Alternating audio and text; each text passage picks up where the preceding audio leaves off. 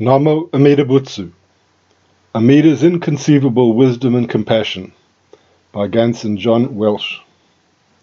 In this age of Mapo or Dharma decline, which we can define as an era of deep, dark and profound ignorance, with ever-increasing negative circumstance, we must swiftly come to realize the truth taught by the wise.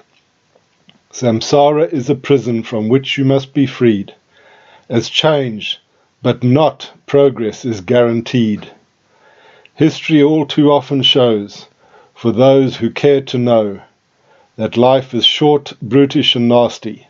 For most, real freedom, tolerance, prosperity, knowledge, wisdom and compassion are a rarity. Waste not this precious life and moment, that must not be spent and frittered away on folly or other worthless frivolities, in order to placate and please those with wealth, power and prestige. In an age where double standards and hypocrisy rule, selfish, greedy, evil rogues and fools dominate and destroy the constructive and hard-working creative contributors to society who improve and maintain, despite the destructive efforts of the insane, to destroy all that makes life a little easier and our fragile societies freer.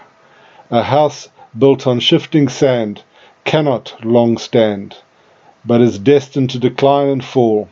This too will be the inevitable fate of all who build their lives on a foundation of folly, ignorance, lies and deception.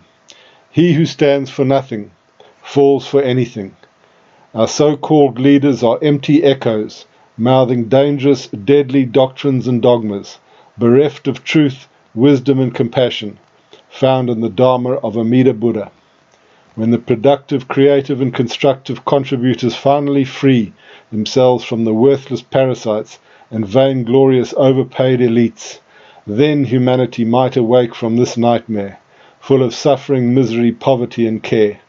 But in reality, we will only be finally free when the dark clouds of delusion will be dispelled by the light of Amida and his Dharma, shining eternally bright.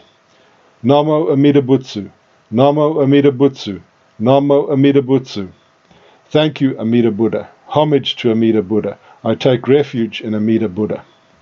The above verses were inspired by the following passages from Reverend Josho Adrian Cirlea's excellent and very important book, Commentary on the Sutra on the Buddha of Infinite Life. Quote, Shakyamuni urged us to take his teaching on Amida Buddha very seriously and emphasized the difficulty of birth in human form and of being able to meet with it and hear it. To obtain human life is difficult in the extreme. To meet a Buddha in this world is also difficult. It is difficult too for a person to attain faith and wisdom. Once you have heard the Dharma, strive to reach its heart. No matter the circumstance we live in, no matter how hard our lives are, and no matter what suffering we encounter, we must not lose our life in vain, but hear Amida Dharma and entrust to it. Quote, even if the whole world is on fire, be sure to pass through it to hear the Dharma.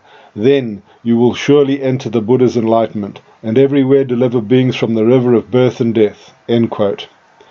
All those who have faith in Amida Dharma accept the larger sutra and are in accord with the primal vow of Amida, which is the essence of this sutra, are Shakyamuni's personal friends, no matter how high or low they are on a scale of spiritual evolution. Quote, if you've heard the Dharma, that is Amida Dharma, the larger sutra, and do not forget it, but adore and revere it with great joy, you are my good friend.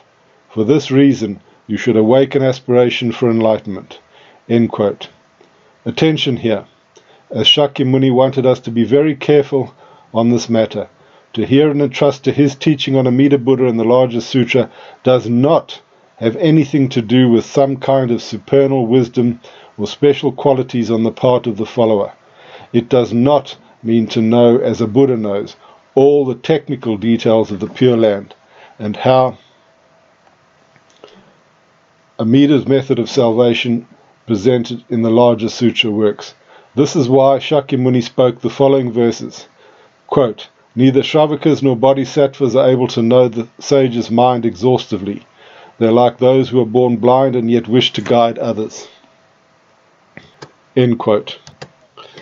Here the term Shravakas is used for a person in the spiritual state of aspiring for personal freedom from birth and death, and Bodhisattva for a Bodhisattva in training, who has not yet attained perfect enlightenment, that is, not a Buddha yet.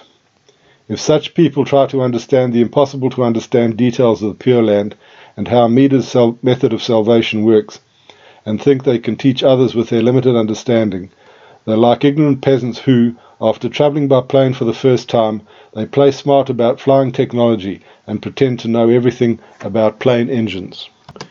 Quote, "The ocean of the Tathagata's wisdom is deep, vast, and boundless.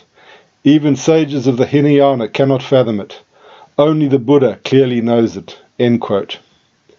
Only a Buddha can understand Amida Buddha, his Pure Land, as well as all the supernal details related to them. Quote, "Let us suppose that all human beings, without exception, have attained enlightenment, and, with pure wisdom, realized original emptiness. Even if they pondered the Buddha's wisdom for myriads of kalpas, and expounded it with the utmost effort all through their lives, they would not come to exhaustive knowledge of it. The Buddha's wisdom is thus limitless, and pure to its depths." End quote. As I have already explained in this book, the topic of the inconceivability of Amida Buddha's salvation is often mentioned in the sacred text.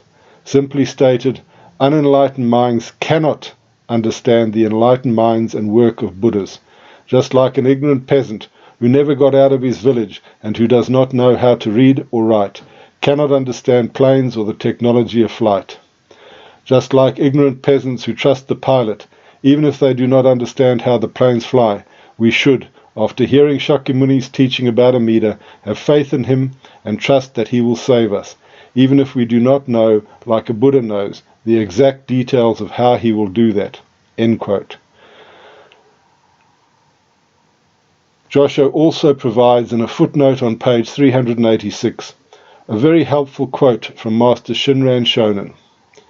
Here is a passage quoted by Shinran on the same lines with a passage from the larger sutra, and which you might find useful. Quote, "Foolish beings of the lowest level, fettered by their karmic acts and blind passions, are transmigrating in the 5 evil courses for 100,000 myriads of kalpas. But suddenly, hearing of the Pure Land, they awaken aspiration and seek to be born there. All the Buddhas protect them and enable them to advance directly towards enlightenment. Know that such an encounter is rare, even in a myriad kalpas. In 1,000 lifetimes, a person might encounter the vow but once. From this day to the very end of time, wherever you are, give praise to the vow, and wherever you may go, encourage others to hear it." End quote.